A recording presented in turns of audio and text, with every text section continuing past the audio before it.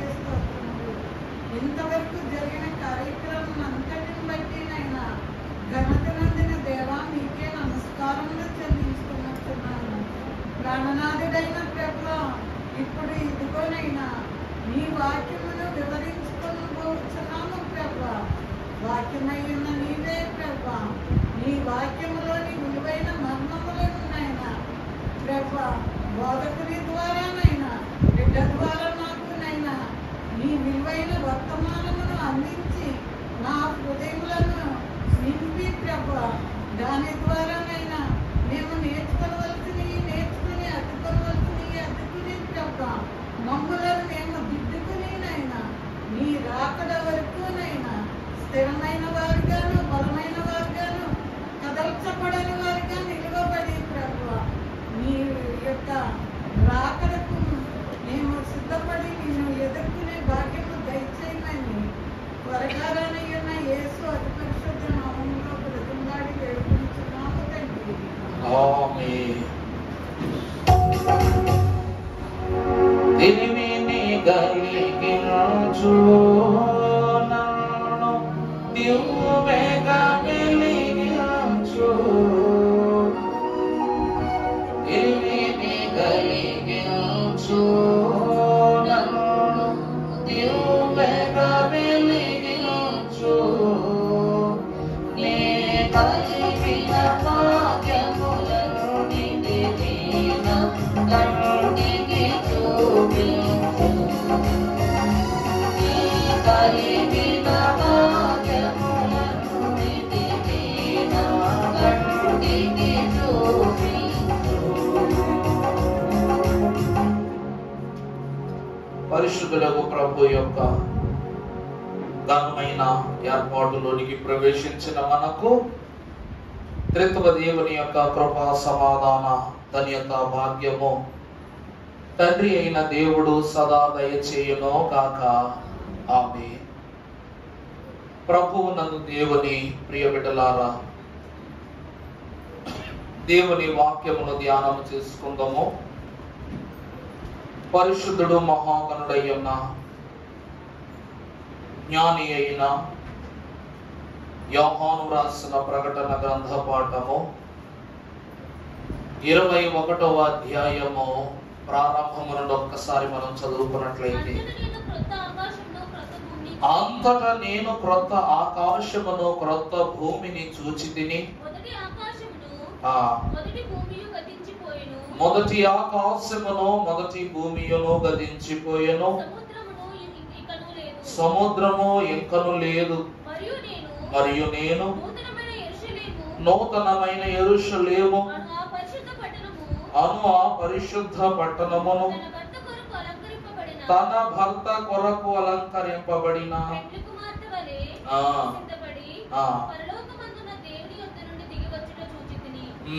అప్పుడు ఇదిగో దేవుని నివాసము మనుషులతో కూడా ఉన్నది.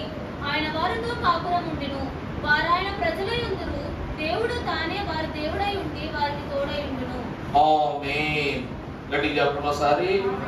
ఆమేన్. ఆమేన్ అనగా అలాగుననే జరుగును. ప్రభువు నందు దేవుని ప్రియబిడ్డలారా, శిలువ ధ్యాన దినములలో 10 ఆజ్ఞలకు సాదృశ్యమైన ధర్మశాస్త్రములో ఉన్న పటిష్టమైనటువంటి భాగ్యమును శిలువనాథుని యొద్ద నుండి సంపాదించుకున్న వారలారా, ఈ 3 వచనముల వాక్య అంశము త్రిత్వ దేవుడు మన కుటుంబముల యందు నెరవేర్చి దీవించును గాక. ప్రకటన గ్రంథము మన తండ్రి గారు అంటూ ఉన్నారు, ఇది ప్రభుత్వమునకు బోధించవలసిన గ్రంథం. అనగా తండ్రి ప్రభుత్వము చేయుచున్న జనులకు తప్పకుండా బోధించాల్సిన గ్రంథం అంట. అర్థమవుతుందండి నా మాట? తండ్రి ఎవరిని ప్రభుత్వం చేస్తున్నారు చెప్పండి. ప్రభుత్వం అంటే ఏంటి చెప్పండి ముందు అమ్మా? పరిపాలన చేయు అధికారము.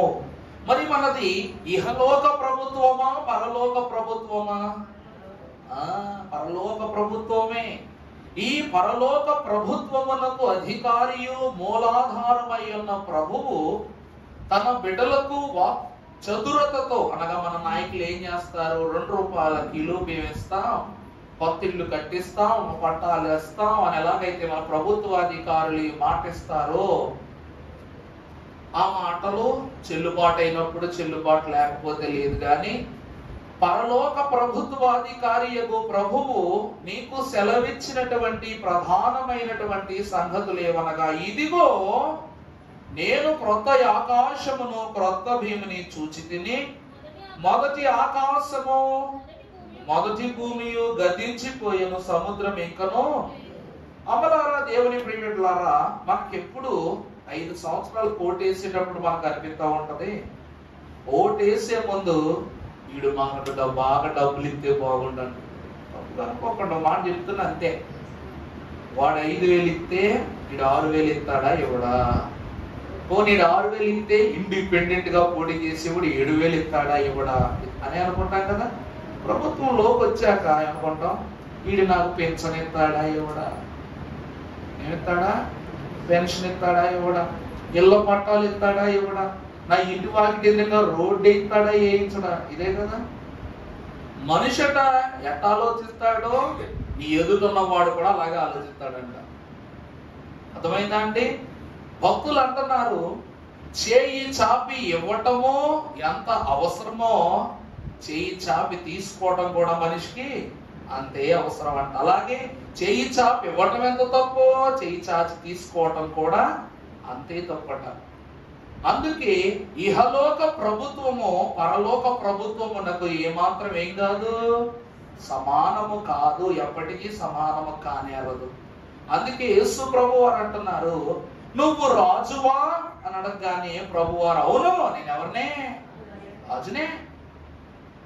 ఎందుకంటే నాకు తీర్పు తీర్చుటకు పిలాతు యగు నీవు లేక హేరోదు యగు అతడు ఎవరైనా గొప్ప శాస్త్రులు పరిసయ్యులు నా ఎదుట నిలబడి నాకు తీర్పు తీర్చుటకు నేను ఇహలోక వాసుడను కాను. ఆ రాజ్యం ఏ రాజ్యము? పరలోక సంబంధం, ఇహలోక సంబంధమైన రాజ్యము నాది కాదు. ఈ ప్రభుత్వ అధికారము నాకు వర్తించదంటాడు ప్రభు. ఎందుకనగా పరలోక ప్రభుత్వము చేత అధికార పోషణ చేయబడిన విశ్వాసికి దేవుడు హామీ ఇచ్చినటువంటి దేశము, ఇదిగో నేను క్రొత్త ఆకాశమును క్రొత్త భూమిని చూచి తిని, మొదట నేను చూసిన భూమి, మొదట నేను చూసిన సముద్రము ఇక లేదు, గతించిపోయిన. అలాగే మనం ఏం చేస్తాం, గత 5 సంవత్సరాల్లో మనకు రానివి 5 సంవత్సరాల్లో రావాలని కోరుకుంటాం. ప్రభువు అట్ట చేసేవారు కాదంట. మాట ఇచ్చిన దేవుడు, మాట నిలుపుకున్న దేవుడు కనుక వాక్యం సెలవిస్తూ ఉంది, ఈ భూమి మీద నీకేమి దొరకవో పరలోకములో నీకేమి దొరుకునో ఈ దినమున మనం ధ్యానం చేసుకుందాం. చదువు తల్లి, ఇప్పుడు మనలో చదువు అమ్మా.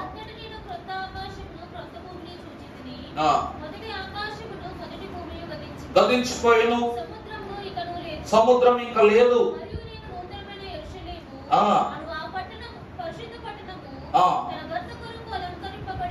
తన భర్త కొరకు అలంకరింపబడిన పెండ్లి కుమార్తె వలె సిద్ధము చేయబడి దేవుని యొద్ద నుండి దిగి వచ్చుట చూచి తిని. ప్రభువునందు దేవుని సంఘమైన వారులారా, మహాపట్టణమునకు యెరూషలేము దేనితో పోల్చబడుతూ ఉందట? పెండ్లి కుమార్తెతో పోల్చబడుతుందంట. అందుకే గృహమునకు యజమానురాలి ఏమై ఉన్నది? ఆధారమై ఉన్నది. అందుకే ఇంటికి దీపం ఇల్లాలి. యెరూషలేము మహాపట్టణమునకు, నూతన యెరూషలేమునకు దివిటీల వలె అందుకొని పెండ్లి కుమారుని ఎదుర్కొన్నటువంటి ఈ బుద్ధి గల కన్యకలకు, అనగా కళంకము లేని కన్యకలను ప్రభువు యెరూషలేముతో పోలుస్తున్నారు. ఈ యెరూషలేము పట్టణమును పోలినటువంటి ఈ పెండ్లి కుమార్తె తన భర్త కొరకు ఏం చేస్తూ ఉందట?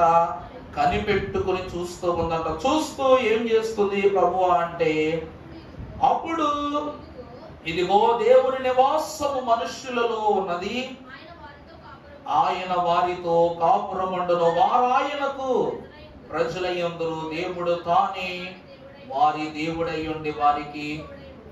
ప్రభువునందు దేవుని ప్రియమిట్లారా, దేవుడు ఇప్పుడు మనతో ఉన్నాడు. బాగా గమనించండి ఆ మాట. దేవుడు ఇప్పుడు ఎవరితో ఉన్నాడు? మనతో ఉన్నాడు. రేపు రాకడ తరువాత మనం ఎవరితో ఉంటాం? చూసారా వాక్యం ఏమని చెప్తుంది అక్కడ? దేవుడు తానే మనకేమై ఉన్నాడంట? తోడై ఉన్నాడు. తానే వారి దేవుడై ఉండి వారికి తోడై ఉండును. ఆయన వారి కన్నుల ప్రతి బాష్ప బిందువును తుడిచివేయును, మరణం ఇంకా. ప్రభునందు దేవుని ప్రియబిడ్డలారా, పరలోకములో దేవుడు మనలను చేర్చుకున్న పిదప మనకి ఇవ్వబోయే తొలి వరము ఏమిటి అనగా మరణము లేని జీవితము. మరణము లేని జీవితము. ఉదాహరణకు మనం ఒక మాట చెప్తే, హిజ్కియా మహాభక్తుడి మనకు ప్రత్యక్ష సాక్ష్యం.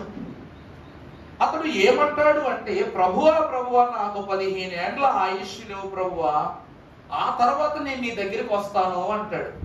కానీ స్టెఫను మహాభక్తుడు ఏం చేస్తాడంటే, ప్రభువా ప్రభువా ఈ కాఠిన్యమైనటువంటి లోక హితస్థితుల నుండి నన్ను నువ్వు సత్వరమే తోడుకొని వెళ్ళిపో అని ప్రభు స్టెఫను ఎదుట మొరపెట్టుకుంటాడు. ఇద్దరికి ఉన్న వ్యత్యాసం ఏమిటి అంటే, ఈ లోకములో హిజ్కియా ఇంకా తన యొక్క స్థితులను లోకములో విడిచిపెట్టి పరిశుద్ధుడై దేవుని యొద్దకు రావాలనుకుంటున్నాడు. కానీ స్టెఫన్ ఏం చేస్తున్నాడంట, ఇక చాలు ప్రభువా, నన్ను నువ్వు తీసుకువెళ్ళడానికి వచ్చావు, నా తనువు చాలించుకుంటున్నా, నీ దగ్గరికి వచ్చేస్తాను, నన్ను తీసుకుని వెళ్ళిపో. ఇప్పుడు దేవుడు మన దగ్గర ఉంటే ఆనందమా, లేకపోతే మనము దేవుని దగ్గర ఉంటే ఆనందమా? హిజ్కియా కాలములో దేవుడు తన సింహాసనము మీద ఉండి ఏం చేశాడంట చెప్పండి అమ్మా. హిజ్కియా కాలములో యెషయా గ్రంథంలో ఉంటది కదా ఈ మాట.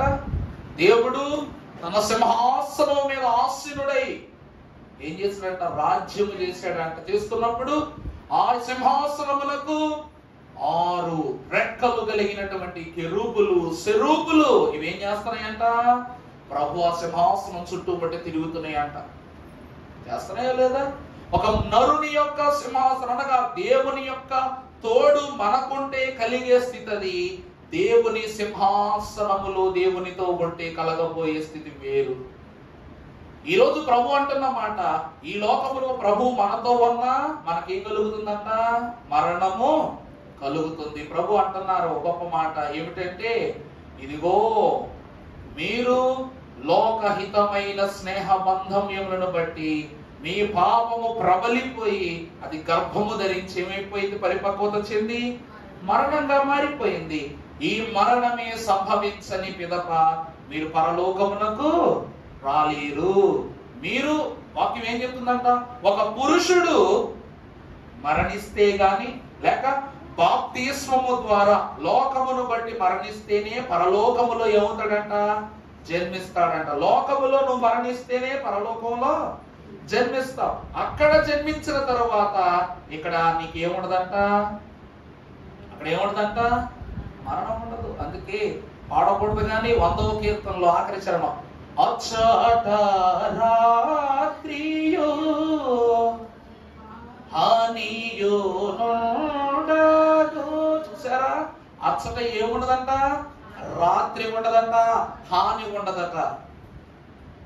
దేవుని యందు ప్రియబిడ్డలారా, పరిశుద్ధ వాక్యములు మనం చూస్తే ఇప్పుడు చదవమ్మా, 4వ వచనం చదవమ్మా.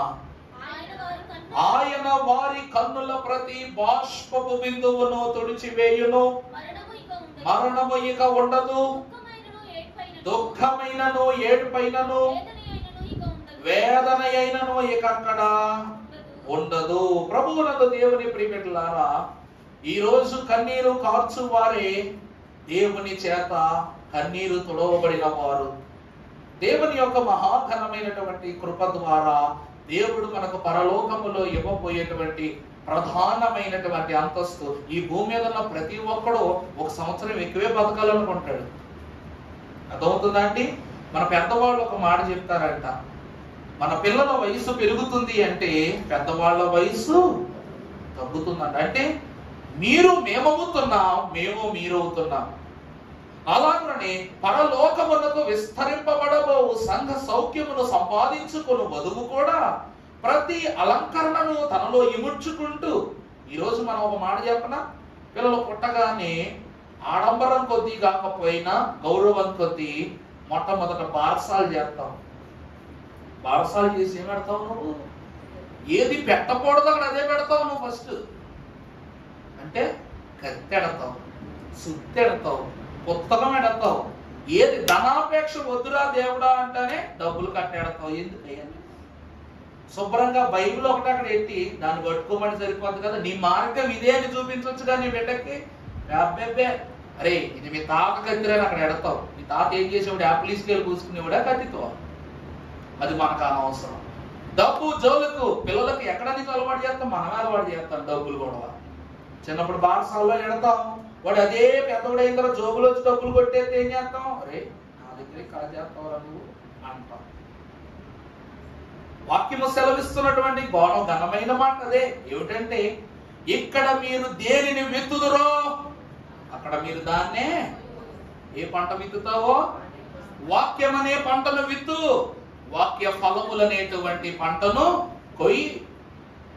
నీకు మరణము రాకూడదంటే నువ్వు జీవాన్ని విత్తాలి తప్ప మరణ తలాంతులతో కూడుకున్నటువంటి విత్తనములను నువ్వేం చేయకూడదు, విత్తరాదు. ప్రభు దేవునితో ఉన్నారు. యేసుక్రీస్తు ప్రభు వారు ఈ భూమి మీదకు వచ్చినది మొదలుకొని దైవజనులు మహాకరులు మన తండ్రి గారు ఎప్పుడో ఒక మాట చెప్పేవారు, ప్రభువా నీవు 30 సంవత్సరాలు ఈ లోకములో సహవాసం చేశావు, 3.5 సంవత్సరాల గురించి మేము మాట్లాడుకుంటున్నాం, 30 సంవత్సరాలు నువ్వేం చేసావు ప్రభు అంటే అప్పుడు ప్రభు అన్నారంట, తర్ఫీదు పొందుకున్నారన్నారంట.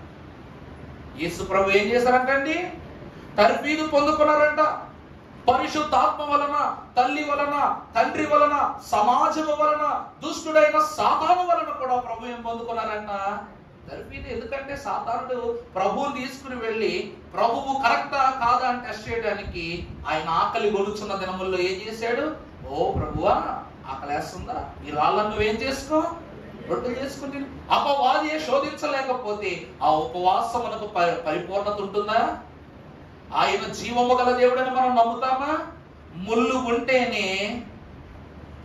ఉంటేనే మనిషి అంట మామూలుగా ఉంటాడంట. ముళ్ళు లేకపోతే ఎంతటి వాడైనా ఎలా ఉంటాడు చెప్పండి? తనకు నచ్చినట్లు వెళ్ళిపోతాడు, తప్పు మార్గంలోనికి వెళ్ళిపోతాడు.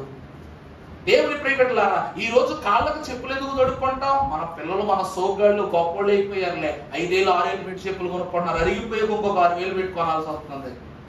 క్రాక్స్ అంట, ఎవరో ఒక అయ్యగారు అన్నారనమాట, ఆ క్రాక్స్ చెప్పులు వేసుకుని పడిపోయారంట, బోధకాల్లో 100 చెప్పు వేసుకుంటారంట. పాపం పాస్టర్ గారికి ఎలా ఉందంటండి, వాళ్ళ కొడుకు కొనిచ్చాడంట, ఆ చెప్పులు అంటున్నాయంట, బోధకాలు మాత్రం ఉందంట. సరే విషయం పక్కన పెట్టేయండి. దేవుని ప్రియమిట్లా, అదే దేవుని వాక్యం ఏం చెప్తుంది? నువ్వు దేనిని విత్తుదువో దానినే కోస్తావు. అందుకే యేసు క్రీస్తు ప్రభు వారిని బట్టి సాతానుడు పెట్టిన శోధన ద్వారా ఆయన దేవుని యొక్క సమాధానమని పరిశుద్ధ విత్తనములను తనలో నిమిర్చుకుని ఉన్నారు కనుక అవి సాతానుడు గద్దించేలా చేశాయి, శ్రమ పెట్టేలా చేశాయి, శోధన పెట్టేలా చేశాయి. ప్రభువే జీవాధిపతి అని నిర్ధారణ చేసేలా చేశాయి. అందుకే ప్రభు ఏమంటారు? నేను 3 దినములు ఏం చేస్తా? నేను మరణించిన 3వ దినముని నేను తప్పక లేస్తాను. ఇక ఆ దినము మొదలుకొని నాకేముండదు, మరణము ఇక నీ ఛాయకు కూడా రాని రాదు. దేవుని ప్రియమిట్లారా, వాక్యం అంటూ ఉంది, పరలోకపురమునకు చేర్చబడబో పరిశుద్ధులకు సంఘమైన మనము కూడా పెండ్లి కుమారుడైన యేసు క్రీస్తు ప్రభువును ఎదురు చూస్తున్నాం. ఈ రోజు ఇక్కడే మాట్లాడుకుందాం. ఈ భూమిని యెరూషలేము అనుకోండి. యెరూషలేము అంతస్తును ధరించుకుని లోకములో పాపాన్ని తప్ప అంతా విడిచిపెట్టి పరిశుద్ధతను ధరించుకున్న యెరూషలేము కన్యక అయిన నువ్వు రాబోతున్న వరుడైన పెండ్లి కుమారుని కొరకు ఎదురు చూస్తూ ఉన్నప్పుడు ఆయన నీ యొద్దకు వచ్చి ఆయన నీకివ్వబోయే తొలి అంతస్తు ఏమిటి అనగా ఆయన జయించిన జీవము. అర్థమైందా? ఆయన జీవం పొందుకున్న మరణము, ఆయన పొందుకున్న జీవం. ప్రభు ఏమన్నారు? నాకు కలిగినదే మీకు ఇస్తానంటున్నారు. ప్రభు ఏమన్నారండి? నాకు కలిగిందే. ఇప్పుడు 40 రోజులు మనం ఎందుకు చేయాలి అమ్మా? ప్రభువును జ్ఞాపకం. ఏం జ్ఞాపకం చేసుకోవాలి పోని? మరి ప్రతి ఆదివారం ప్రభువు జ్ఞాపకం చేసుకుంటున్నాం, కష్టం వచ్చినప్పుడు జ్ఞాపకం చేసుకున్నాం, శ్రమ వచ్చినప్పుడు జ్ఞాపకం చేసుకున్నాం.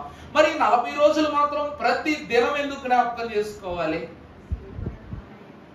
మరి ప్రతి శుక్రవారం కూడా శిలువ ధ్యానాలు ఆచరిస్తున్నాం. మరి లోకం అడిగితే కొన్ని ప్రశ్నలకు సమాధానం చెప్పాలి విశ్వాసి. 52 ఆ శుక్రవారాలు విశ్వాసి ఈ శిలువ శుక్రవారాలు ఆచరిస్తున్నాడు. మరి సామాన్యమైన సమయం కూడా కాదు. మరి ఎంత పగటి వేళ 9 గంటలకు మొదలు పెడితే మధ్యాహ్నం 7 ప్రార్థనలు క్రమాలు పూర్తయ్యేసరికి 1:30 2 ఏమో అంతే కదా. 9 గంటలు మొదలు పెడితే 2 గంటలకు పూర్తవుతుంది. సుమారు 5 గంటల పైచిలుకే ప్రభువుతో సహవాసం చేస్తాం.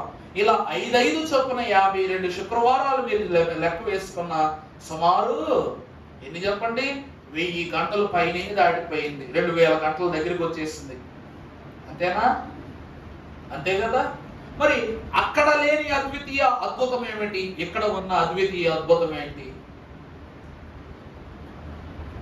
ఎందుకు అంటే 40 దినాలు ఆచరించేది సిలువ నాథుడైన ప్రభువు ఎలా శ్రమపడి, ఎలా శోధన పడి, ఎలా వేదన పడి పునరుద్ధానుడయ్యారో మనము కూడా ఎలా అవ్వాలట, ప్రభువు వలెనే పునరుద్ధాన అంతస్తును పొందుకోవాలి. ప్రభు ఏమన్నారు?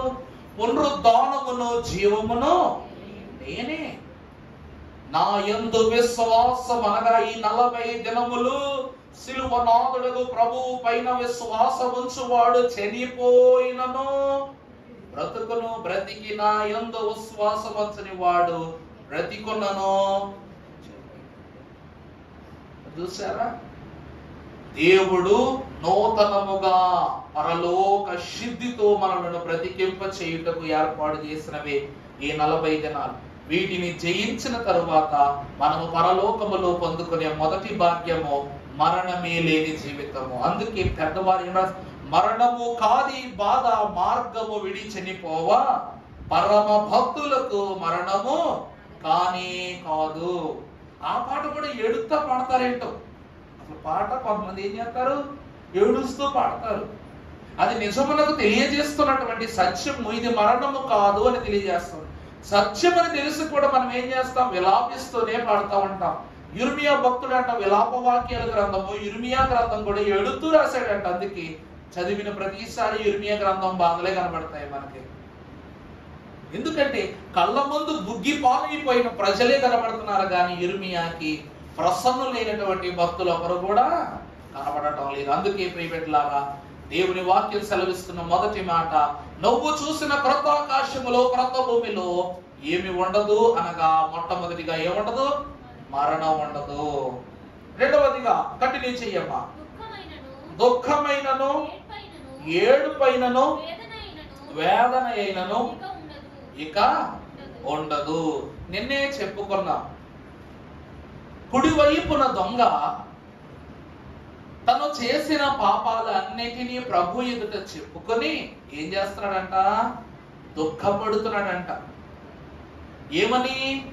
ఆ ఎడమ వైపున దొంగ ప్రభువును అపహాసము చేస్తుంటే, రే మనకిది తగునరా, మనకిది ఏమిటి తగును, మనం చేశాం, తప్పులు చేశాం, మనకు క్షమాపణ లేదు, కానీ ఆయన గొప్పవాడు, మంచివాడు, శ్రేష్ఠుడు, ఉన్నతమైనటువంటి ఆత్మీయత కలిగినటువంటి వాడు. ఆయనతో మాట్లాడటానికి, ఆయన ప్రక్కన సిలువ వేయబడ్డం అంటే ఏ జన్మలోనో పుణ్యం చేసుకున్నాంరా మనం, ఇలాగైనా ఆయన పక్కన చేరినందుకు సంతోషపడరా అని చెప్పేసి పక్క దొంగను చివాట్లు పెడుతూ అక్కడ ఏం చేస్తున్నాడంట, ప్రభువా ప్రభువా, ఓ బోధకుడా, ఓ రక్షకుడా, నేను ఎన్నో పాపాలు చేశాను ప్రభువా, కానీ నువ్వు పాపముల కన్నా మా పైన చూపే దయే గొప్పదన్నావు కదా, అందుకే నా పాపముల కన్నా నీ తండ్రి యొక్క దయే గొప్ప, కాబట్టి నన్ను నీ రాజ్యముతో వచ్చినప్పుడు జ్ఞాపకం చేసుకుంటావా అని దుఃఖపడుతూ ప్రభు ఎదుట చెప్పుకున్నాడు. ఆ దుఃఖమంతయు ఏమైపోయిందట, సంతోషముగా మారిపోయింది. ఎప్పుడు లోకపు దుఃఖమును విడిచి పరలోకమునకు ప్రభువుతో పరదేశునకు ప్రయాణమైన తొలి ఆత్మీయ అంతస్తు గలవారు ఎవరు అనగా, ఎవరు? కుడివైపున దొంగ. నిన్నే చెప్పాను కదా, దొరికితే దొంగ, దొరకకపోతే లోకమునకు దొరికి దొంగ అయ్యాడు, దేవుని చేతులకు చిక్కి దొరైపోయాడు. అంటే పరలోకములో ఏముండదంట, దుఃఖము, ఇక దుఃఖము ఉండనే ఉండదు. తర్వాత చదువమ్మా, కంటిన్యూ చేయి. ఏడుపైనను వేదన అయినను ఇక ఉండదు, మొదటి సంగతులు గతించుపోవును. గొప్ప స్వరము చెప్పుట నేను ప్రభువునందు ప్రియబిడ్డలారా, మూడవది ఏడ్పు ఉండదు. ఇక్కడ ఏముండదండి? ఏడ్పు ఉండదట. పరిశుద్ధుడగు మహాభక్తుడైనటువంటి దేవదేవుడు విశ్వాసి ఏడిస్తేనే నిజమైనటువంటి కాంతి కలుగుతుందట. విశ్వాసి ఏడిస్తేనే ఏం కలుగుద్దంట? నిజమైన ముఖ కాంతి కలుగుతుందంట. మరి 40 దినాలు మోషే మహాభక్తుడు సినాయి పర్వతం ఎక్కినప్పుడు సంతోషంగా ఎక్కాడు అనుకున్నారా? మనోవేదనను ప్రభు ఎదుట తెలియచేస్తూ. ఈరోజు కొండ ఎక్కితే ఆనందంగా ఎక్కుతామా? 4 అడుగులు ఎక్కితే ఆనందం అవుతుంది, సగం దూరం ఎక్కితే శోధన అవుతుంది, ఇంకా పైకి ఎక్కితే నీరసం అవుతుంది, ఆ పైకి ఎక్కలేక ఏడుపే వస్తుంది. కానీ దేవుని పర్వతమును అధిరోహించగలిగి, దేవుని వాక్యములో యెషయా గ్రంథం ఏం చెప్పుద్ది? యెహోవా పర్వతమునకు ఎక్కదగిన వాడెవడు? యెహోవా గుడారములో నివాసము చేయువాడెవడు? అతిథిగా నివసింపదగిన వాడెవడు? మరి అంతటి పరిశుద్ధ గుడారము యొద్దకు ఆయన చేర్చబడినప్పుడు ప్రభు ఎదుటకు వేయించున్న ప్రతి అడుగులో మోషే చేసిన పాపాలు కనబడుతున్నాయి, మోషే చేసిన క్రియలు కనబడుతున్నాయి. సాకులు, మంచి విద్య అభ్యసించి కూడా నేను మాట్లాడలేను అని చెప్పుకున్న సాకు. దేవుడు ఇదిగో నేను నీ వెనకాల ఉన్నాను, నీ అన్న అహరోనుని ఇచ్చి పంపిస్తానన్నా, నేను నీ వెనకాల ఉన్నానన్నా, నేనేం చేయలేనని చెప్తున్న సాకు. ఫరోకు ముఖాముఖిగా మాట్లాడగలిగే సత్తువ ఉన్న యువరాజు అయ్యుండి కూడా దేవుడు వెనకాల ఉన్న సాకు చెప్పిన వాడు. మండుచున్న పొదలో ఉన్న ప్రభు యొద్దకు చేర్చబడిన వృత్తాంతమును తెలిసి తెలియనట్టు నటించిన వాడు. ఎన్ని సాకులు చెప్పాడండి ప్రభు దగ్గరికి వెళ్ళటానికి. ప్రభువు ఇంతకు మించి ఎవరిని బ్రతిమలాడుకుంటున్నాడు ఎంత భయంకరంగా? మోషేను తప్ప. మరి ఇలాంటి స్థితులన్నీ కనబడుతున్నాయి. అందులోనూ ఇతడు చేసిన ఆలస్యం వల్ల పెద్దవాళ్ళు ఏమంటారు? ఆలస్యం అమృతం విషం. చూసారా? ఇప్పటి వరకు ఫరోను మాత్రమే ఇతను కన్విన్స్ చేయాలి. వదిలిపెట్టరా ఫరో, ప్రభువు నీ మీద తెగులు రప్పించబోతున్నాడు, వదిలేయి అని చెప్పాల్సింది పోయి ఫరోతో పాటు ఇశ్రాయేలీయుల దగ్గరికి కూడా వెళ్ళి బాబు రండి బాబు ప్రభు మనతో ఉన్నాడు బాబు అంటే మోషేని ఏమంటారు? మోషే నిన్ను ఎందుకు నమ్మాలి మేము? తనే అన్నాడు కదా, ప్రభువా నేను వెళ్ళి వాళ్ళకి చెప్తే ఏం చేయరు? నమ్మరు, నా మాట నమ్మరు. తన అన్న మాట నిజమైంది కదా. ఇప్పుడు నువ్వు మమ్మల్ని తీసుకెళ్తుంటే ఫరో వస్తాడు, పంపనంటాడు. ఏంటి మా పరిస్థితి? నువ్వు బాగానే తప్పించుకుని పారిపోతావు. ఎందుకంటే ఒక ఐగుప్తీయుని చంపి పారిపోయి 40 సంవత్సరాలు ఫరోకు దొరకకుండా పారిపోయావు. కానీ మాకు భార్యా బిడ్డలు ఉన్నారు. నిన్ను కుమారుడువనో ఇలాక యువరాజువనో దయతల్చి వదిలేస్తాడు. కానీ ఫరో మమ్మల్ని వదులుతాడా? నువ్వు చేసిన పని వల్ల మమ్మల్ని ఇంకా హింసించేస్తాడు. వాడి మాట విని వెళ్ళిపోతారా? రండ్రా మీ అంత చూస్తానని చెప్పేసి మాకు ఇంకా శ్రమ మొదలు పెడతాడు. అందువలన మేము రామంటే రాము. అప్పుడు అహరోను వచ్చి చెప్తాడనమాట, దేవుని వాక్కు ఎలా చెప్పాలో అలాగే చెప్తాడు. మోషే ఎలా గజిబిజి చేసి చెప్పడు. అందుకే అహరోను వాక్కుతో బలపరిస్తే మోషే అద్భుతాలతో బలపరిచాడంట. అర్థమైందండి? అహరోను ఏం చేశాడంట? బోధ చేశాడంట. ఆయన ప్రభు యొక్క క్రియలను మీరేం చేయొద్దు, ఏమనుకోవద్దు, తప్పు మార్గములను అనుకోవద్దు, మీరు దయచేసి తప్పుగా తలంచవద్దు. దేవుని క్రియలు మీతో ఉన్నవి. దేవుడు మీకు కాలికి మట్టంటుకోకుండా తీసుకెళ్తాడు, వస్త్రం నలకుండా తీసుకెళ్తాడు.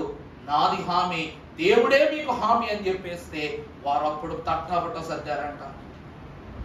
తెగుళ్ళు రప్పించినటువంటి మోషే కన్నా మాటతోటే ఎంతో మందిని ఐగుప్తు దేశము నుండి ప్రయాణమునకు ప్రారంభించినటువంటి అహరోను యొక్క వాక్యే గొప్ప. పాత నిబంధన గ్రంథంలో 39 అధ్యాయాల్లోనూ ఎంతమంది గొప్ప భక్తులు ఉన్నారండి, ఎంతమంది గొప్ప ప్రవక్తలు ఉన్నారండి. మరి క్రొత్త నిబంధన అంతా వెతికితే 12 మంది అపోస్తులైన పౌలు తప్ప ఎవరు కనబడతారా మీకు? ఎప్పుడైనా చూసారా మీరు? 39-40 మంది ప్రవక్తలు ఉన్నారు. వాక్యంలో ఎంతమంది ప్రవక్తలు అండి? 40 మంది ప్రవక్తలు ఉన్నారు. ఎంత ప్రభావితమైనటువంటి విద్యావంతులు అంటే వాళ్ళు దేవుని యొక్క ఆత్మీయతలో దేవుని వాక్యం సెలవిస్తూ ఉంది. యెరూషలేము పట్టణములోనంట 40 రకాల జంతువులు ఉన్నాయంట. ఎన్ని రకాలండి? మన దేశం గురించి కాదు, ఒక్క ఇజ్రాయేలు దేశంలో ఎన్ని రకాల జంతువులంట? 40 రకాల జంతువులు ఉన్నాయంట. ఆ 40 రకాల ప్రాణులలో, జీవులలో 40 మంది ప్రవక్తలకి అవి సాదృశ్యం అంట. ఉదాహరణకు పక్షిరాజు, యేసుక్రీస్తు ప్రభు వారికి అనగా తండ్రి అయిన దేవుడు ఏమన్నారు? పక్షిరాజు యవ్వనము వలె మీ యవ్వనము క్రొత్తదగునట్లు నేను కొలుగుటకు మీ నిమిత్తము నేను మిమ్మల్ని ఆశీర్వదిస్తాను ప్రభు అన్నారు. అలాగే పావురముతో తాను పోల్చబడ్డారు. అలాగనే ఇశ్రాయేలు ప్రజలు పాప కృతిలో ఉన్నందుకు ఎవరంట? ఈ యొక్క ఎన్నే మెమ్రే అనేటువంటి ఇద్దరు ఐగుప్తీయులైనటువంటి శకునగాండ్రు పాపులు వాళ్ళు ఏం చేస్తారు? బంగారపు నేతోడం చేసి దాన్ని అక్కడ నిలబెట్టి ఇది పాపానికి సాదృశ్యంగా నిలబెడతారు. ఇశ్రాయేలీయులు ఒకానొక సమయంలో దూడ స్వభావం ధరించుకుంటారు వాళ్ళు. అలాగనే ప్రభు పురుగు, అర్థమైందా? నేను నరుడను కాను పురుగునని యోనా కాలంలో తన పురుగు స్వభావం ధరించుకున్నారు. చేపగా ప్రభు మారారు. యోనా నిమిత్తం ప్రభు ఎలా మారారంటండి? 3 రోజులు బుట్టక వెయ్యకుండగా యోనాతో కలిసి ఏం చేసిందంటే ఈ చేప కూడా ఉపవాసం ఆచరించిందంట. దేవదాసయ్య గారు దీనిని ప్రయాణ సన్నిధి అన్నారు. ఏమన్నారండి? ప్రయాణ సన్నిధి. ఈ రోజు మనం ఇక్కడి నుంచి గుంటూరు మహోత్సవాలకు వెళ్తున్నాం. గుంటూరు మహోత్సవాలకు బస్సులు వెళ్తున్నట్టు మనం ఏం చేస్తాం? ప్రార్థన చేసుకుని దేవుని పాటలు పాడుకుంటూ స్తుతులు చేసుకుంటూ వాక్యం చదువుకుంటూ దేవుని నామ స్మరణ చేస్తానికి వెళ్తాం. మనం ఏ సన్నిధి చేసాము? సభలకు వెళ్ళేలోపు ప్రయాణ సన్నిధి చేశాము.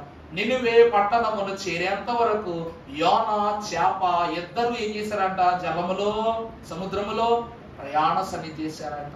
ప్రభు దేనిలా కనపరుచుకోలేదు నీకు?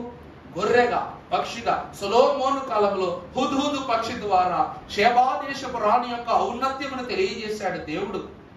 ఈ షేబాదేశపు రాణట సొలొమోనును దేవుడిని ఏం చేసిందంట? టెస్ట్ చేయడానికి వచ్చి ఎదురుగా నిలబడి మాట్లాడిందంట. ఇదిగో నేను ఇక్కడ నా దేశంలో మంచి అందగత్తెలైనటువంటి రాణులను గొప్ప గొప్ప సౌందర్యవతులను తీసుకొచ్చాను సొలొమోను. ఇందులో పురుషులు ఎవరో స్త్రీలు ఎవరో కనిపెట్టు అన్నాడు. ఆమె ఏమందంట? ఇంతమందిలోనూ ఈ 100 మందిలో పురుషులు ఎంతమందో వీళ్ళలో స్త్రీలు ఎంతమందో నువ్వు చెప్పు అనగానే ఎవరిని చూసినా స్త్రీలాగే ఉన్నారు. అంత కలలద్దినట్లుగా ఉన్నారంట వాళ్ళు. ఉంటే అప్పుడు వెంటనే సొలొమోను తన పని వాళ్ళకు అప్పచెప్పాడంట. వాళ్ళందరికీ కాళ్ళు కడుక్కోవడానికి నీళ్ళు ఇవ్వండి అన్నారంట. ఇవ్వగానే అందరికీ నీళ్ళు ఇచ్చారు. మొగోడు ఎట్ట కడుక్కుంటాడు? పేట తడిసిపోయినా పర్వాలేదు, కాస్త పిసక్కరిగేస్తాడు అన్నమాట కాళ్ళు. కానీ ఆడవాళ్ళు ఎట్ట కడుక్కుంటారు? చీరట పక్కకు పెట్టుకుని చాలా నెమ్మదంగా కడుక్కుంటారు. అలా స్త్రీలైనటువంటి వారి యొక్క చేతి వాటాన్ని చూశాడు. పురుషుల యొక్క తొత్తరపాటు గుణాన్ని చూశాడు. పురుషులను స్త్రీలను విభాగించాడంట. అలాగే అందమైన పూలగుత్తులు తెప్పించి ఇందులో నిజమైన ఏవో నకిలీవేవో చెప్పమంటే సొలొమోను ఒక్కసారిగా చప్పట్లు కొట్టాడంట. తన ఉద్యానవనములో ఉన్న ప్రతి సీతాకోక చిలుకలు వచ్చి ఎక్కడ వాళ్ళని అంట? నిజమైన పూల మీద. సొలొమోను పక్షులతో, పురుగులతో, జంతువులతో మాట్లాడేవాడు. ఎందుకంటే కేవలము తన రాజ్యము శాంతి సమాధానములలో ఉండడానికి గల కారణము ప్రజలు మాత్రమే కాదు, తన రాజ్యము యొక్క గాలి ప్రవేశించు ప్రతి ప్రాణి సొలొమోనుకి ఏమైందంట? దాసునిగా ఉన్నవంట, ప్రియదాసునిగా ఉన్నవట. ఈ పక్షులన్నీ వచ్చి చేసి, ఈ పురుగులన్నీ వచ్చి చేసి మంచి ఫలములు అనగా ఏ పువ్వు నుంచి సువాసన వస్తుందో ఆ పువ్వుల మీద వాళ్ళే. మనుషులకైతే కనిపెట్టడం కష్టం, కానీ పురుగులకు ఎప్పుడు చూసిన పూల మీదే ఉంటాయి కాబట్టి ఈ తూనీగలు అవి ఇవి అంటూ అన్ని అక్కడే ఉన్నాయట. మూడవదిగా ఏం చేశాడు ఈ తల్లి? ఒక త్రికోణములో ఉన్నటువంటి ఒక వస్తువుని తీసుకొచ్చి దీని ఆదేదో అంతమేదో చెప్పు అన్న. చెబితే ఏం చేశాడు? సాలిపురుగుని పిలిచాడంట రా అని చెప్పేసి. సాలిపురుగుకున్న లక్షణం ఏమిటంటే సాలిపురుగుని ఇంజనీర్ అంటారు. ఏమంటారండి? ఇంజనీర్ అంటారు. ఎంత గొప్ప ఇంజనీర్ అంటే తన సాలుడు బలమైనటువంటి గూడుతో తేనెటీగనైనా సరే అందులో ఇరుక్కునేలా చేస్తుంది. ఏగనైనా దోమనైనా దేన్నైనా ఏం చేస్తుందంట? అందులో ఇరుక్కునేలా చేస్తుందంట. అంత బలమైనటువంటి ఆకాశంలోనూ 2 కొనల మధ్య ఏం చేస్తుంది? దాని యొక్క వలయాన్ని ఏర్పాటు చేస్తుంది. ఈ సాలిడంట ఆది ఆ యొక్క త్రికోణానికి బోల్డ్ అని చిల్లులు ఉన్నాయి. ఏ దారిలో చెల్లి ఏ దారిలోంచి రావాలో తెలియదు. మొట్టమొదట దాని సాలిడ్ యొక్క తోక దగ్గర ఉన్నటువంటి చిన్న దారాన్ని ఒక చోట పెట్టి అది మొత్తం తిరుగులాడుతూ వెళ్ళి ఆది నుండి అంతము వరకు మొత్తం పూర్తి చేసి ఆనాడు సొలొమోనుని గెలిపించిందట. ఇన్ని ఎలా చేయగలిగాడు సొలొమోను? ఈయన ఎలా చేయగలిగాడంట? దేవుని యొక్క కార్యము వలనే. ఎవరి కార్యముల వలనండి? దేవుని యొక్క కార్యముల వలనే. ఎందుకంటే సొలొమోను కాలములో దుఃఖము లేదు. దైవజనులు, భక్తులు వాక్యం ఏమని రాశారు? సొలొమోను 40 సంవత్సరాలు రాజ్య పరిపాలన చేస్తే ఈ 40 సంవత్సరముల యొక్క రాజ్యాధికారములో యుద్ధాలు లేవు, దుఃఖము లేదు, ఏడ్పు లేదు, శోధన లేదు. ఎందుకంటే ప్రజల నాడి తెలుసుకున్న గొప్ప మహారాజు ఎవరంట? సొలొమోను. ఈ లోకములో సొలొమోను రాజ్యము ఎంత సుభిక్షమైనదో పరలోకములో తండ్రి అయిన దేవుని రాజ్యము కూడా అంతే ఎన్నో వేల రెట్లు సుభిక్షమైనదని శాబాదేశపురాన్ని వెళ్ళిపోతూ క్రొత్త నిబంధనలు ఏమంటది? ఇదిగో సొలొమోను కంటే గొప్పవాడు ఇక్కడ ఉన్నాడని చెప్తుంది. అంత అద్భుతం అండి దేవుని వాక్యంలో. ఈ రాజ్యములో సొలొమోను ఎంత అద్భుతమైనటువంటి పరిపాలన గావించాడో అలాంటి పరిపాలన మీరు 40 సంవత్సరాలు కాదు, ఎన్నేళ్ళు చూస్తారు? 1000 ఏండ్లు చూస్తారు. అంత గొప్పవాని యొక్క పాలన ముందుంది, మీ ముందుంది. ఆ పాలనలో మీకు దుఃఖం ఉండదు, ఏడుపు ఉండదు, శోధన ఉండదు అని తెలియజేసినట్టు మహాతల్లి. తర్వాత వచ్చిన చదువమ్మా, కంటిన్యూ చేయి.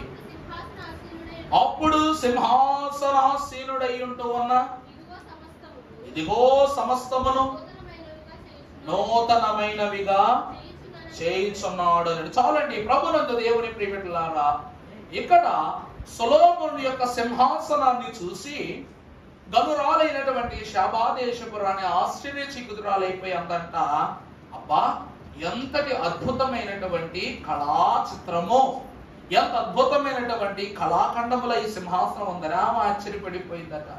అందుకే దేవుని ప్రియమిత్రులారా, దేవుని వాక్యములో త్రిత్వ ఆత్మకు మూలాధారమై ఉన్న యేసుక్రీస్తు ప్రభువారు ఎవరి సింహాసనం మీద కూర్చుని రాజ్యము చేస్తానన్నారు? గట్టి చెప్పాలా?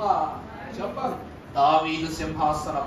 దావీదు తన సింహాసనమును తన వంశము వారందరూ కూర్చుండుటకు మాత్రమే తయారు చేయించుకోలేదట. ఎవరు కూర్చోడానికి తయారు చేయించాడట? దేవుని ప్రియ కుమారుడే రాజ్యము చేయునంత పవిత్రమైనటువంటి సింహాసనాన్ని దావీదు మహాభక్తుడు తయారు చేయించాడు.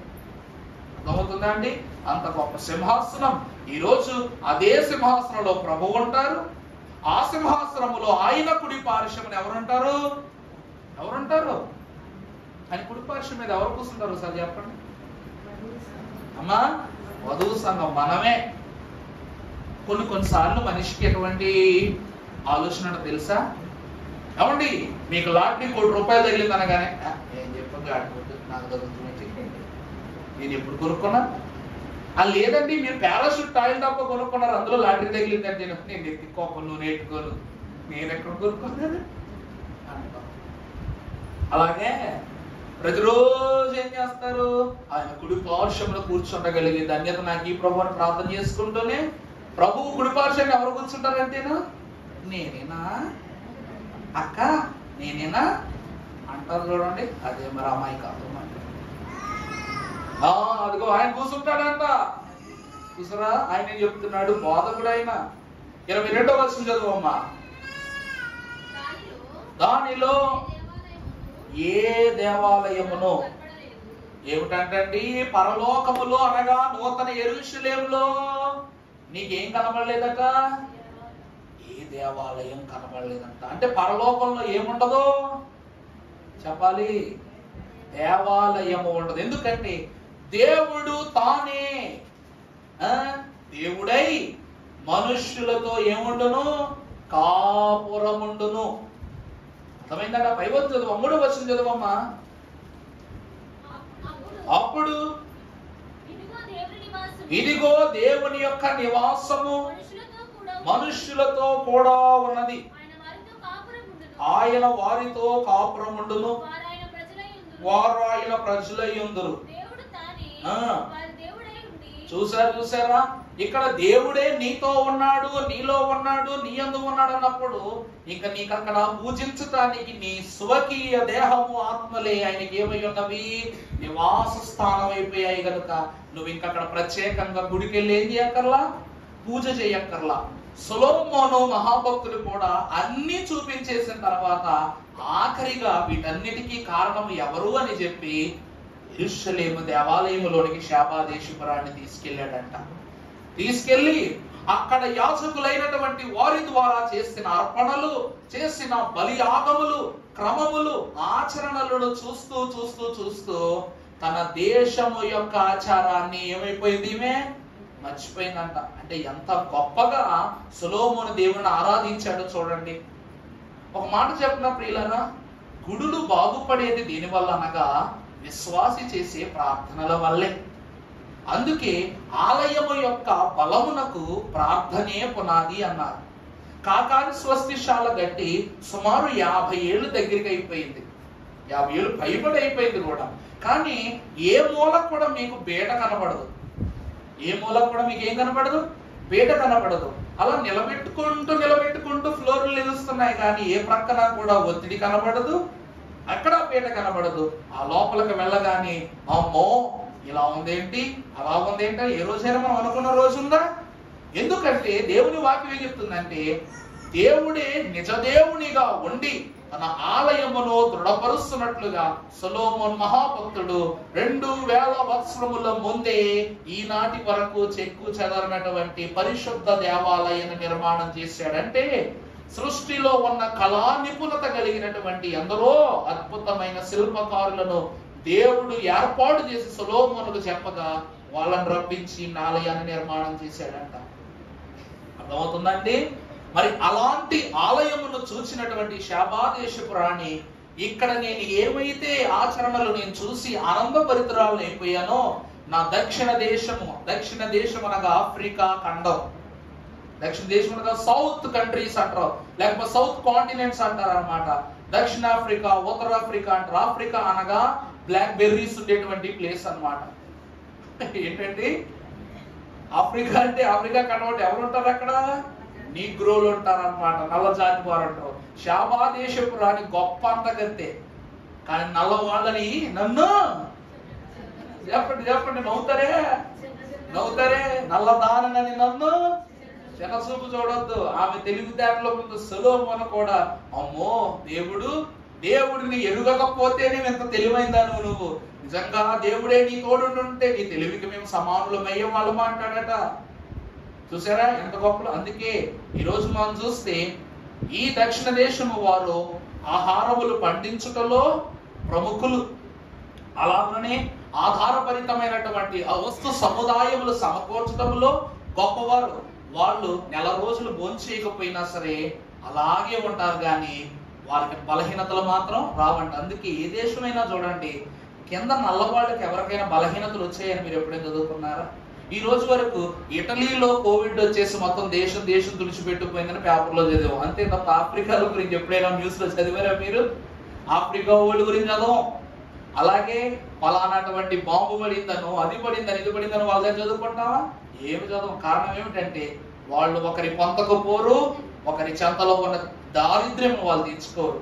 వారు స్వకీయ జ్ఞానము చేత దేవునిపై ఆధారపడి జీవించేవారు. అందుకే ప్రియబిడ్డలారా, శాపాదేశపు అట్టి గొప్ప ఖండమునకు సంబంధించినటువంటి ఆమెట వెళుతూ సొలొమోను యొక్క రాజ్యములో నుండి ఎన్నో వస్తువులు పట్టుకొచ్చి ఆయనకి ఇచ్చింది. అలాగనే అక్కడి నుంచి వెళుతూ ఏం పట్టుకెళ్ళిందయ్యా అంటే దేవుని యొక్క ఆశీర్వాద అంతస్తుని ఆమె పట్టుకుని వెళ్ళింది అన్నమాట. అందుకే ఆమె ఏమంటుంది, సొలొమోను కట్టిన దేవాలయము కన్నా గొప్ప దేవాలయమును మరొకరు కట్టగలరా? కట్టలేరు. అందుకే అలాంటి ఆలయము మరొకటి భూమి మీద కట్టబడదు. కాబట్టి దేవుడు పరలోకమునందు తిలవిస్తున్న మాట, కట్టడం అనేటువంటి జరగదు. కాబట్టి పరలోకములో ఏమి లేదంట, దేవాలయమే లేదు. విశ్వాసే నూతన దేవాలయమై ప్రభువును హృదయములో స్థాపించుకుని జీవిస్తాడంట. పరలోకంలో ఏముండదు, దేవాలయం ఉండదు. విశ్వాసే దేవాలయము. ఆ దేవాలయములో చేర్చబడు కొలువై ఉన్న ఘనుడే ఎవరంట? మన ప్రభు. తర్వాత చూద్దాం 23 చదువమ్మా. ఆ పట్టణములో ప్రకాశించుటకై సూర్యుడైనను చంద్రుడైనను ప్రభునందు దేవుని ప్రియబిడ్డలారా, ఒక మహాభక్తుడు సూర్య చంద్రులను ఆపేశాడు. ఎవరైనా అమ్మ గడి చెప్పండి అమ్మ. సూర్య చంద్రులను ఇతడు ఏం చేశాడట? ప్రార్థన చేసి సూర్య చంద్రుడు ప్రకాశించకుండా చేశాడట. అందువలన ప్రపంచానికి ఎంత కష్టమో. సూర్యుడు లేకపోతే పని ప్రారంభించలేం, చంద్రుడు లేకపోతే పని ముగించలేం. వీళ్ళిద్దరూ ఎవరంట? మనకు పని ఎప్పటి నుండి ఎప్పటి వరకు చేయాలో చెప్పేటువంటి సాధనాలంట. ఇంట్లో వెలుతురు లేకుండా అన్నం తినగలమా? వెలుతురు లేకుండా కూర వండగలమా? వెలుతురు లేకుండా అసలు అడుగు తీసి అడిగేయగలమా? ఫస్ట్ మరి సృష్టిలో నీ గృహములో ఉన్న ఒక వెలుగే నీకు ఆగిపోతేనే ఎంత బాధ అవుతుంది. మరి సృష్టి అంతటికి నీ సూర్య చంద్రులను ఏం చేశాడట? స్తంభింప చేసేసాడట. మనం అనుకుంటా ఉంటాం ఒకానొక సమయం రాబోతా ఉంది, ఆ రోజు సూర్యుడు నల్లబడిపోవును, చంద్రుడు ఏమైపోతారంట? ఎర్రబడి, నక్షత్రాలన్నీ రాలిపోతాయి అంట. సృష్టి అంతయు శూన్యమైపోయి శూన్యాగతి స్థితులలోనికి చేర్చబడుతుంది. ఆ యెహోవా దినము కొరకు వేచియుండుడి అని యెహోవా మా భక్తుడైన యెషయా గారు రాశారు. ఆ రోజే వచ్చిందంటే మన పరిస్థితి ఏంటి? సూర్యగ్రహణం వస్తేనే ఇంట్లో బయటికి రాం మనం, చంద్రగ్రహణం వస్తేనే డాబాపైకి వెళ్ళి పడుకోం మనం. మరి సూర్యుడు లేడు, చంద్రుడు లేడు, నక్షత్రములు లేనే లేవని తెలిసిన దినమున విశ్వాసి బ్రతుకగలడా? ప్రపంచంలో నుండి ఒక ప్రాంతం ఉందంట, ఆ ప్రాంతానికి దేవుడు లాస్ట్ వస్తాడంట. సారీ, సూర్యుడు లాస్ట్ వస్తాడంట, క్షమించాలి. సూర్యుడు లాస్ట్ ఉదయించేది ఎప్పుడంట? ఆ ప్రాంతానికి ఎన్ని గంటలకు తెలుసా? 11 గంటల 14 నిమిషాలు కరెక్ట్ గా దిగుతాడంట సూర్యుడు ఆ ప్రాంతంలో. అంటే మనం పొద్దున్నే 7 గంటలకు సన్ రైజ్ చూస్తాం, లేక 6:30 సన్ రైజ్ చూస్తాం. వాళ్ళు సన్ రైజ్ ఎప్పుడు చూస్తారు? 11 గంటల 14 నిమిషాలు చూస్తారంట. వరల్డ్ లోనే అదే ద లాస్ట్ ప్లేస్ అంట. ఆ ప్రాంతం నేను చూసిన తర్వాత రేపు సాయంకాలానికి మీకు తెలియజేస్తాను, ఎందుకంటే రీసెంట్ గా మాకు ఆ విషయం తెలిసింది. వాళ్ళందరూ అంట మనుషులు చేసే పనిని మనం ఎప్పుడైతే ఇప్పుడు మనం 6:30 7 నుంచి 8 మధ్యలో టిఫిన్లు తింటాం, వాళ్ళు 12 గంటల తర్వాత టిఫిన్ చేస్తారంట. మరి అన్నం ఎప్పుడు తింటారు? అందువలన వాళ్ళు 2 పూటలే తింటారంట. బువ్వ ఎన్ని పూటలు తింటారండి? 2 పూటలే తింటారంట. 2 గంటలకు టిఫిన్ చేస్తే మరలా 7 గంటలకే భోజనం చేస్తారు. మళ్ళా ఏం చేయాలి? వీళ్ళు మంచం ఎక్కియాలా, ఎక్కేసినప్పుడు మళ్ళా తిరిగి 11 గంటలకే వీళ్ళ కాలచక్రం. ఆ ప్రాంతంలో అంట పంటలు సరిగా పండవట. ఎందుకంటే తగిన సమయానికి సూర్యుడు అక్కడ ఉదయించకపోతే పంట ఎలా పండుద్ది? సరైన వర్షజలములు ఉండవట. అయినా సరే వారు ఆ ప్రాంతాన్ని విడిచిపెట్టి వెళ్ళరంట. కారణం ఏమిటంటే వాళ్ళ పితరులకు దేవుడు ఆ స్వాస్యాన్ని ఇచ్చాడు కాబట్టి దాన్ని మనం ఏం చేయకూడదు? విడిచిపెట్టి వెళ్ళకూడదని అంటారంట. దేవుని ప్రియబిడ్డలారా, ఆ జనులకు కొన్ని గంటల సేపు సూర్యుడు ఆలస్యమైతేనే ఇన్ని శోధనలు. రానున్న దినములలో సూర్య చంద్రులు మన కంటికి కానరారు. సృష్టి మన కంటిలో శూన్యముగా మార్చబడుతుంది. తాగు జలము నుండి పీల్చు వాయువు వరకు సమస్తం ఏమైపోతాయట? అడుగంటుకు పోతాయట. మరి ఇది శ్రమ కాదా? నీ గర్భమునకు శ్రమ కాదా? చెప్పండి అమ్మా, మాట్లాడతారు అలా చూస్తారండి, శ్రమే కదా. మరి పరలోకంలో ఈ శ్రమ మనకు ఉండనిస్తాడా దేవుడు? అక్కడ సూర్య చంద్రుడితో ఏం కాదంట, పని లేదంట. ఆనాడు క్రిస్మస్ ప్రసంగం చెప్పినాడు, మీకు చెప్పాను. దేవుడు నక్షత్రాన్ని ఎందుకు ఎంచుకున్నాడంట? తన సూచనగా. సూర్యుడు భయపడ్డాడంట, దేవుడు వెలిగిస్తేనే ఈ లోకంలో నేను దీపంలా ఉన్నాను. నీ దీపము వెలుగులో నుండి బాహుభాగం ఇస్తే రాత్రికి నేను ఏలుచున్నాను. అలాంటిది సృష్టిని ఏలుచున్న ప్రభు ఎక్కడ ఉన్నాడో చూపించగలిగే అంత కాంతి మన దగ్గర ఉందా? అంటే అర్థమవుతుంది అన్నమాట. సరేనండి, నేను యాపిల్ కంపెనీ ఓనర్ అనుకోండి. నేను అనుకుంటున్నాను యాపిల్ కంపెనీ నాదే అనుకోండి. యాపిల్ ఫోన్ చేతి తిరిగి ప్రతి ఓడి ఏమనుకుంటాడో తెలుసా? నా దగ్గర ఐఫోన్ ఉంది అనుకోండి. అనుకొని పక్కోడికి సలహాలు ఇస్తాడు. మామూలు ఫోన్లో ఉన్న వాళ్ళకి అది అట్రా ఇది ఎట్రా అంటాడు అనమాట. తీరా ఆడి ఫోన్లో గారి ఏదో తేడా వచ్చిందని రిపేర్ షాపు పోతాడు. ఇలా ఒక మహానుభావుడు అంట కార్ డ్రైవ్ చేస్తూ పెద్ద మెకానిక్ అంట. అతను చాలా పెద్ద మెకానిక్ అంట. ఆ ఒక్క కంట్రీలోనే అతని దగ్గరగా 28 షోరూమ్స్ ఉన్నాయంట. అంత మంచి మెకానిక్ అంట అతను వెళుతున్నప్పుడు ఒక కొండంచు దగ్గర కారు ఆగిపోయిందంట. కారు ఆగిపోతే వెంటనే గోస ఎగ్గట్టుకుని కారు కిందకు దూరి ఆ నట్టు పీకాడు, ఈ నట్టు పీకాడు, ఆ వైరు లాగాడు, ఈ వైరు లాగాడు, ఆన్లని కలగం చేసి పడేశాడంట. పడేసినప్పుడు వెంటనే ఒక ఆయన నడుచుకుంటూ వెళుతూ బాబు ఏమైంది అని అడిగితే కారు ఆగిపోయిందండి అని చెప్పేసానంటేనో నన్ను ఏమైనా సహాయం చేయమంటావా అన్నాడంట. అంటే అప్పుడు అన్నాడు, నేను ఎవరో తెలుసా నీకు? పెద్ద మెకానిక్ నేను. నీ కారు పాడిపోతే నా దగ్గర నేను చూసుకుంటాను అంట. అంతేగాని సలహాలు ఇవ్వబాకని చెప్పేసి వెళ్ళు నీ పని ఏదో చూసుకనగానే అతను పక్కకి వెళ్ళి ఆ గోడ దగ్గర నిలబడి చూస్తున్నాడంట ఓ రాయి మీద కూర్చొని. వీడు కదపాల్సిన అని కదిపేసాడు. ఎక్కడ ఏం కనపడట్లా, ప్రాబ్లం ఏం కనపడట్లా అంట.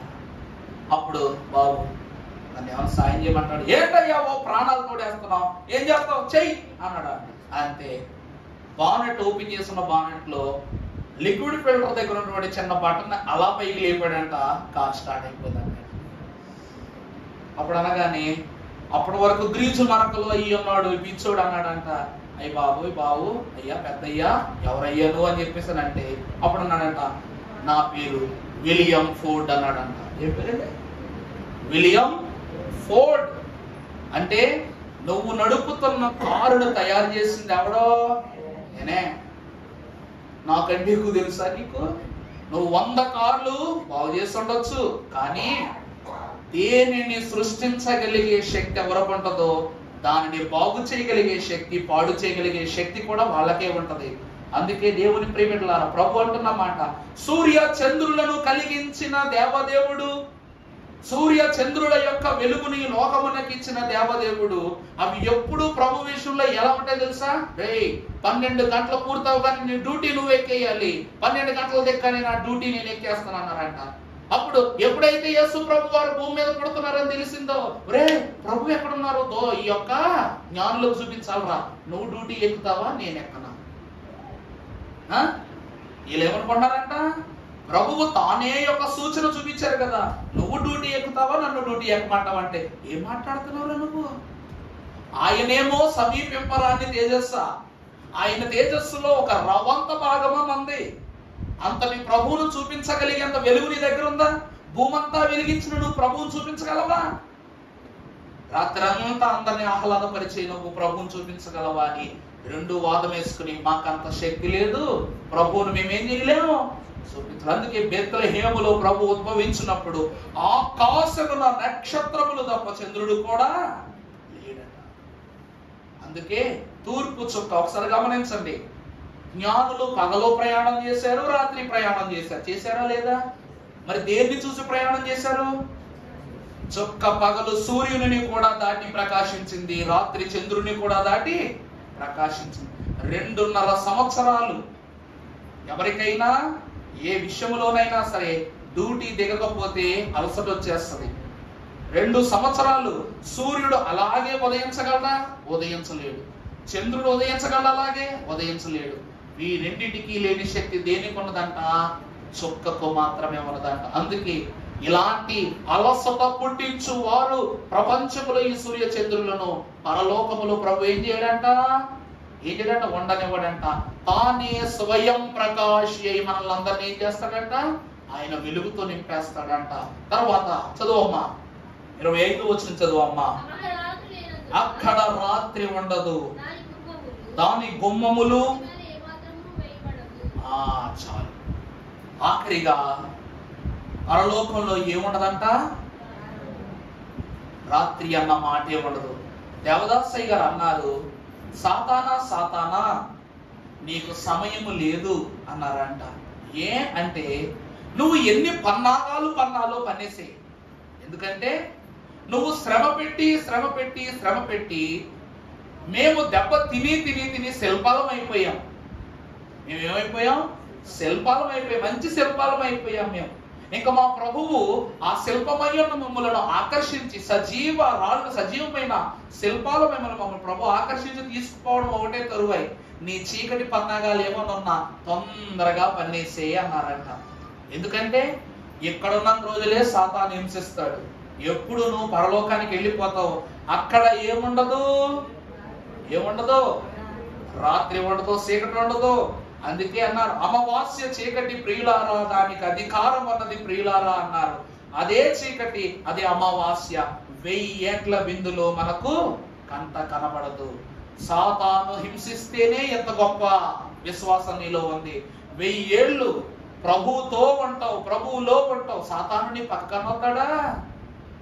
రానే రాడు. అందుకే ప్రియపెట్టారా, పరలోకము నీకు ఇస్తున్న గొప్ప మేలు ఏమిటనగా మరణము లేని జీవితం, రెండవది దుఃఖము లేని జీవితం, కన్నీరు లేని జీవితం, శోధన లేని జీవితం, ఐదవదిగా దేవాలయము లేని జీవితం, ఆఖరిగా మీరు చూసినట్లయితే సూర్య చంద్రులు లేని జీవితము, చివరిది రాత్రి లేని జీవితము. ఇవేమీ లేకుండా మనిషి చాలా సంతోషం అంటాడు. మరణం లేకపోతే బాగుంటుంది అన్నోళ్ళు ఒకసారి చెయ్యొద్దండి. మరణం లేకపోతే బాగుంటుంది అన్నోళ్ళు నాకేం పోయింది, నేను బతకాలనుకుంటున్నాను. మీరు ఇక్కడ బతకాలనుకుంటున్నారో బతకూడనుకుంటున్నారో మీరే అంతండి. ఎందుకంటే ఎక్కడ విత్తిందే అక్కడ ఉంది. మరి చూసుకోండి, ఎప్పుడు చెప్పండి మరణమేనా వద్దు అన్నోళ్ళు ఎంతమంది కావాలా? ఇక్కడ నేను మరణం వద్దని విత్తుకుంటున్నా, మరి పరలోకం అది ఏమొద్ది, ఆ పంట నేను కోసేసుకుంటా. మరి ఎత్తుకొని చూసుకొని మీకు వద్దా? మధ్యదానికి ముందు ఉంటది, ఇప్పుడు మాత్రం డీలా పడిపోయింది. రెండవది దుఃఖము వద్దు అన్నవాళ్ళు. మూడవది కన్నీళ్లు వద్దు, దేవాలయము వద్దు. పర్లేదమ్మా, పరలోకంలో ప్రభువే నువ్వే దేవాలయం అయిపోతావు కాబట్టి అన్ని ఈ 7 లక్షణాలు ఇక్కడ వెత్తండి, అక్కడ చూసుకోండి. దేవుడు అట్టి శ్రేష్టమైన ఆశీర్వాద ఫలములతో పరలోకములో నీ కొరకు సిద్ధపరచబడిన స్థాపింపబడిన స్థలములో ప్రభు నిన్ను వచ్చి నేను కనపరిచి దీవించును గాక. ఆమేన్. పరిశుద్ధుడా జనకుడు వైన దేవానికి వందనములు. తండ్రి, ఘనుడు పరిశుద్ధుడవయ్యున్న నీవు అక్షయ దేహము దాల్చితివీవు ఆనందమందువి. లక్షల కొలది శ్రమలు వచ్చిన లక్ష్యము పెట్టకుమే అని సెలవిచ్చావు గనుక తండ్రి, మేము ననునిత్యము నీ పాద సాన్నిధ్య ప్రభావితమైన అంతస్తులను ప్రవేశించుచు లోకమును వేడి పరలోకమునకు చేరి నీ మహిమ వైవాహికపు విందులో 1000 ఏళ్ళు నీతో కొనసాగగలిగే ధన్యత మాకు దయచేయమని పరమ ప్రభావములను మాకు అందింప చేయు సర్వలోకనాథుడును మా ప్రాణప్రియుడైన యేసు నామమున వేడుకొని ప్రార్థిస్తున్నాము తండ్రి. ఆమేన్. సంతోషము.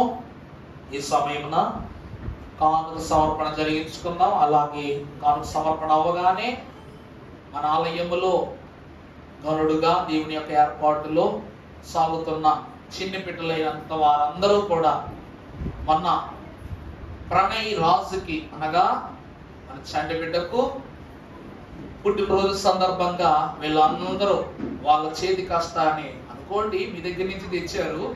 ఇందులో మీకు కూడా బాగా ఉంది. ఆ బిడ్డకు పిల్లలైన వారందరూ ఒక బహుమానం కొన్నారు.